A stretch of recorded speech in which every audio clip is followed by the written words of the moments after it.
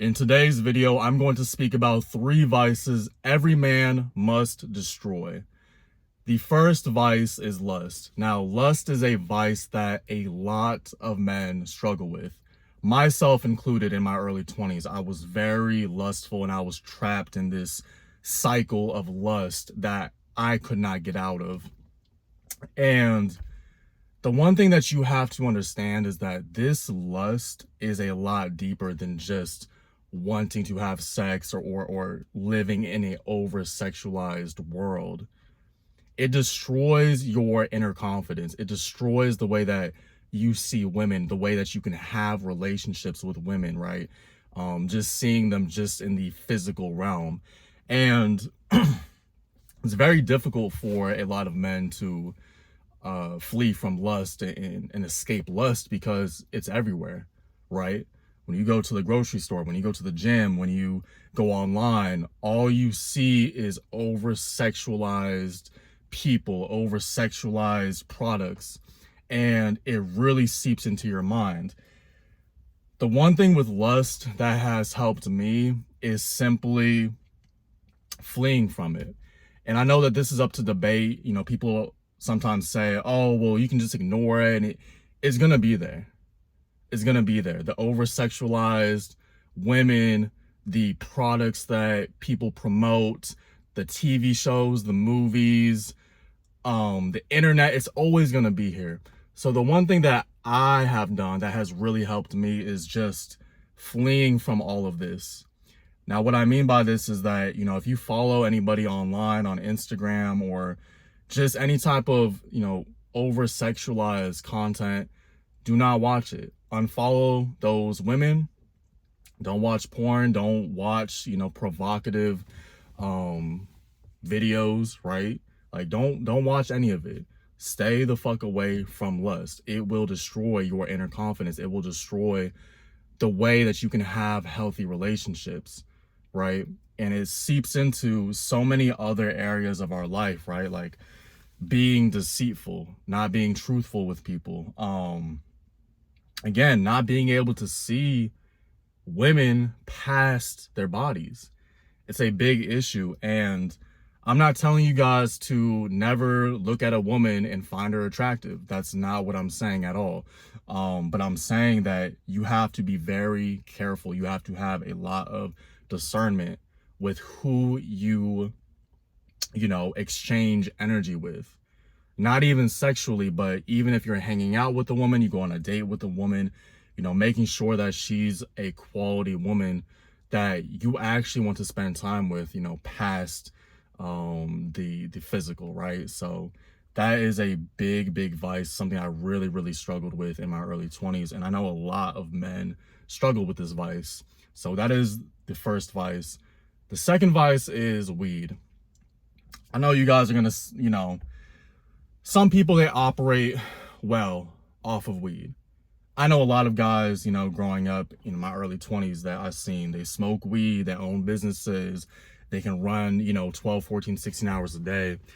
But you will be a lot more present when you're not smoking weed. I promise you. Somebody that has smoked weed for over 8 years, every single day, I am 1,000 times more present now. Weed does make you lazy. It does make you, you know, push things back. You're not as present. You're not here when you're smoking weed. I used to call it disassociating. I used to smoke weed so I could disassociate from people and disassociate from the world. But you don't want to be disassociated because you're not living life. You're not present. And weed is a big one, right? I know it's very popular now for people to smoke weed. I smoked weed for years, right? And I have not smoked weed. Coming up this August will be a year straight after smoking chronically for 8 years. And I feel 1,000 times better. I would never go back to smoking weed. And you just have to understand that when you're always smoking weed, you're always high, you know, you miss out on so much life. You miss out on actually processing your emotions. You miss out on the relationships and being slumped. And then you miss out on, you know, this party or this event or even just being present to talk with people, right? This could be business opportunities. This could be opportunities for a relationship or building friendships, right? There's a lot of things that you miss out on when you're smoking weed. So, that is the second vice. The third vice is alcohol. Now, alcohol is a vice, right, where it feels good in the moment. You get drunk, you have a great night, it's fun, you wake up the next morning, you're hungover, your body feels like shit, your mind feels like shit, and you get used to this cycle. And people waste so many weekends of their lives drinking alcohol, right? You have to understand, that every time you drink alcohol, every time you get intoxicated, every time you have a fun night out, you're wasting your potential. You're wasting a life that you could be creating that would be 10 times better than having a drunk night out. I had plenty of night outs where, I got just fucked up in my early 20s. And guys, like, at this point, they're just stories, and stories that don't even matter in the grand scheme of things, right? It's not impressive to tell people, like, even in your 20s, I'm 27 years old, I don't tell people like, oh, I used to get so lit and I was hammered all the time. It's not impressive, and it's not a good look, right? And especially you guys who are, working out and you're on your fitness, alcohol slows down your metabolism and metabolites into fat, and it destroys your progress in the gym. So there's really no point to drink. I'm very hardcore. I'm not drinking for a very long time, not even a sip of alcohol. But if you are somebody who drinks, every weekend, or, you have to have, a couple drinks a week, go a month straight to start.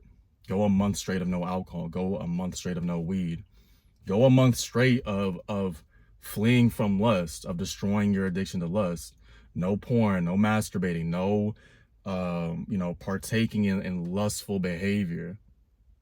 Not just, being with a woman because she's hot, but actually, seeing past the physical. Because again, you could be with her and she could be hot, and, you guys could have a great time, but that's all it is, right? At the end of the day, that's all it is. You're going to have a great time. She might not be a good guys. There's 1,000 things that can happen, from exchanging energies and being with somebody